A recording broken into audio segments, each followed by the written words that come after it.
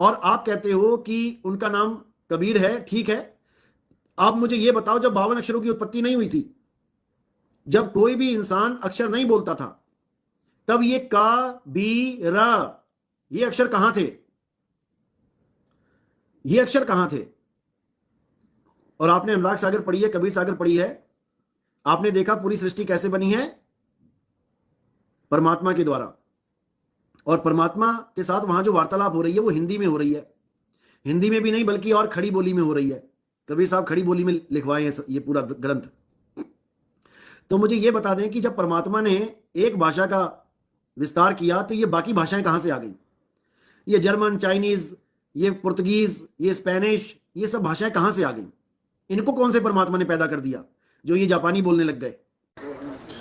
सत्साई जी, जितनी आवश्यकता थी जी, परमात्मा ने दास से पहले बहुत वीडियो बनवा दी इसके ऊपर। अब कोई मतलब नहीं है भगत जी, ये काल की फांस है। ये काल की कोशिश है कि जितने लोगों को तोड़ सकूं, जितने भक्तों को फांस सकूं, अपने जाल में फंसा लूं। बाकी ये परमात्मा ने हमें सब कुछ समझा रखा है। 52 अक्षर क्या है, सार नाम क्या है, सार शब्द क्या है, बाकी तो बकवादे हैं भगत जी। ये अटपट करने वाले तो आपको हर चौराहे पे खड़े हुए मिल जाएंगे, परमात्मा के विरोधी। हमने इनके अटपटों को थोड़ी देखना है। परमात्मा ने हमें सत्य दिखा दिया, सार निकाल के दे दिया। अब हमने भक्ति करनी है, आगे बढ़ना है। जिसको पहाड़ पे चढ़ना है ना, उसका ध्यान ऊपर होता है, नीचे चूहों की तरफ ध्यान नहीं होता उसका। तो ये कुछ नहीं भगत जी, ये काल के एजेंट हैं, काल के दूत हैं। ये हर समय रहे हैं और ये उआबाई ही बकेंगे, फालतू की बातों को लेके बकेंगे। बाकी भाषाएं कहाँ से आ गई, बाकी भाषाएं कहाँ से आ गई। अब इस मूर्ख को कौन समझाए इसको कि ये सृष्टि रचना तो इन्होंने कभी सुनी नहीं, सुनी है तो इनके समझ में नहीं आई। परमात्मा ने भाषाएं नहीं बनाई, भाषाएं तो इस काल ने बना दिया आप और हमारे को बांटने के लिए, कि कल को जब वो परमात्मा इनको सतलोक ले जाने के लिए आएगा तो वो कोई 50 भाषा तो बोलेगा नहीं। जहाँ वो परमात्मा अपने अपने मल्क लीला के हिसाब से जिस देश में पैदा होगा, जिस राज्य में पैदा होगा, मतलब आएगा, तो वो तो वही भाषा बोलेगा ना, क्योंकि लीला तो एक आम व्यक्ति की करेगा। अब वो जब वहीं की भाषा बोलेगा तो बाकी लोग उसके ज्ञान को ना समझ जाएं, उस परमात्मा के उस तत्व ज्ञान को ना समझ जाएं, उसकी शरण में ना आ जाएं। इसके लिए उसने ये दुनिया भर की भाषाएं बनवा दी अलग अलग देशों में। और अलग अलग देश तो छोड़ो भगत जी, हमारे भारत देश में देख लो ना, कितनी भाषाएं। 18 भाषाओं को तो भारत सरकार की तरफ से मान्यता प्राप्त है, जो आप किसी भी नोट पर देख लेना। और बाकी कितनी भाषाएं, सैकड़ों भाषाएं हमारे खुद के देश में हैं।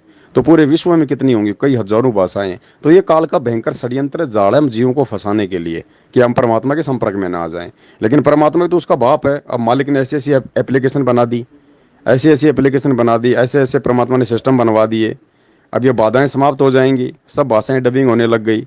आप एक भाषा में बोलो, जितनी भाषाएं सब में आपकी मतलब आवाज़ जाएगी, सब में आपके लेख लिखे जाएंगे। तो परमात्मा उसका बाप है, वो इसके जाल को काट रहा है। तो ये चीज़ें ये लोग नहीं समझ पाएंगे, काल की एजेंट है, इनको पता भी नहीं है और ये समझ भी नहीं पाएंगे। ये काल के दूत केवल भगत जी उतना ही बोलते हैं, उतनी नौकरी करते हैं जितना इनको काल के द्वारा जो है निर्देशित किया गया होता है। तो ये जो मदनपंथी है, ये नितिन है भगत जी, बकवादी आदमी है।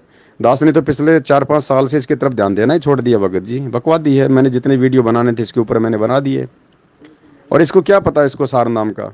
बकवादी है आदमी है। परमात्मा को आलू टमाटर की तरह बांटने आता है क्या सार नाम? यहाँ पे ये तो मैनेजमेंट है, ये भी इस नितिन का भाई है। सतलोक आश्रम मैनेजमेंट भी इस नितिन काल के दूत का ही दूसरा भाई है भगत जी। अब ये भी आलू टमाटर की तरह जो है सार नाम बेच रहे हैं, मैनेजमेंट वाले सार शब्द बेच रहे हैं। तो संत रामपाल जी कोई बच्चे थोड़ी थे क्या? उनको आगे का दिखाई नहीं दे रहा था क्या कि ये क्या ड्रामा करेंगे? तो ओरिजिनल सार नाम तो भगत जी अभी तक किसी को दिया ही नहीं परमात्मा ने। अभी तक कोई सार नाम प्राप्ति की योग्य हुआ ही नहीं है। आप संगत की हालत देख लो पहले, नरेंद्र मोदी की रैलियों में धक्के खाती फिर रही है, वो सार नाम के लायक है क्या? वो तो प्रथम नाम लेने के ही लायक नहीं है। सार नाम तो बहुत दूर की बात है। सार नाम के लिए तो परमात्मा धीरे धीरे सात संगति से अपने बच्चों को योग्य बना रहे हैं, लायक बना रहे हैं। उसके बाद परमात्मा वो 3 अक्षर का नाम देगा, सार नाम। और उसके बाद फिर सार शब्द की बारी आएगी। सार शब्द को देने का नहीं है भगत जी। सार शब्द तो मतलब सार नाम की जो कमाई हम करेंगे और ज्ञान को आधार बनाएंगे, सात संगति से जुड़ जाएंगे, तो जब हम अपने गुरु में जो है हम लोग जब परमात्मा देखने लग जाएंगे, तो हमारा गुरु ही तो सार शब्द है। हमारा गुरु ही तो सार शब्द है भगत जी। और क्या है सार शब्द बताइए?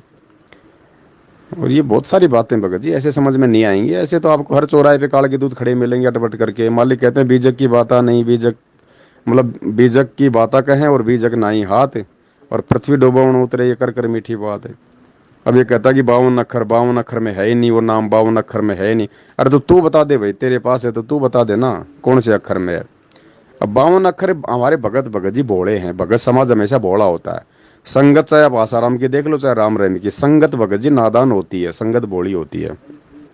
अब गुरु जी के सत्संग तो अपने भगत भी नहीं सुनते, इसलिए तो हो रहे हैं भ्रमित। अब गुरु जी ने अपने सत्संग में कई बार कह रखा कि बच्चों 52 अक्षर का मतलब क्या होता है कि वो जो सारनाम है, वो जो शब्द है परमात्मा का, वो इन 52 अक्षरों में नहीं है। इसका मतलब परमात्मा ने बताया कि इस कबीर परमात्मा के आने से पहले इस धरती पर यह सोहम शब्द नहीं था, और परमात्मा ने आने के बाद में सोहम शब्द को जो है शास्त्रों में लिखवाया है। उसके बाद से ये सोहम शब्द का ये प्रचलन हुआ है। उससे पहले कोई भी शास्त्र में आपको सोहम शब्द देखने को नहीं मिलेगा, किसी भी शास्त्र में, किसी भी शास्त्र में आपको सोहम शब्द देखने को नहीं मिलेगा भगत जी। तो इसका मतलब ये है कि उस परमात्मा के आने से पहले ये जो 52 अक्षर थे, क्योंकि 52 अक्षर ये कह गए जो भी है दुनिया जो बोलती है, जापानी लोग जो जापानी भाषा बोलते हैं वो उनके 52 अक्षर हो गए, जो भी हैं जो 12 अक्षर हैं 50 अक्षर हैं।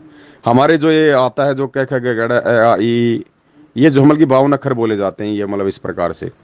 तो परमात्मा के आने से पहले इन 52 अक्षरों में ये सोम शब्द नहीं था, ये मालिक ने आने के बाद में दिया है। क्योंकि वेदों में कहा गया है कि वो परमात्मा जब धरती पर प्रकट होता है वो स्वयं ही वो गुप्त मंत्रों का जो है वो आविष्कार करता है, उससे पहले नहीं होता वो मंत्र। तो कहने का मतलब ये है कि मालिक के आने से पहले यहाँ के 52 अक्षरों में वो अक्षर नहीं था, और आने के बाद परमात्मा ने 52 अक्षरों में दे दिया वो अक्षर। अब इनको तो वही वाणियां पकड़ के अपनी मतलब की इनको तो भगत जी अटपट करना होता है। और रही बात सार शब्द की, सार शब्द कोई ना कोई देने का, ना कोई खाने का, ना कोई पीने का, वो तो महसूस करने का वस्तु है भगत जी। और वो महसूस होगा सार नाम की कमाई से, यानी सार नाम की कमाई से और ज्ञान को आधार बनाने से। आप अपने गुरु में परमात्मा देखोगे, उनके अलावा जिस दिन आप किसी को भी पूजना छोड़ दोगे, किसी को भी मानना छोड़ दोगे, आप पूरी तरह से आश्रित हो जाओगे, तो मिल गए आपको सार शब्द।